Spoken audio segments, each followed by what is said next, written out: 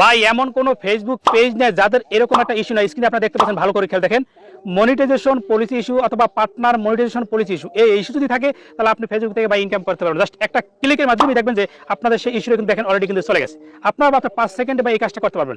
সেই অসাধারণ কাজটা কিভাবে করতে হয় আমি দেখে দিচ্ছি। আমার আইডিকে ফলো দিয়ে রাখুন। যদি আপনার কাছে একটু পুকুর মনে হয় অবশ্যই আপনার ফেসবুক টাইমলাইনে শেয়ার করে দেবেন। শুধু আপনাদের ফেসবুকে চলে যাবেন।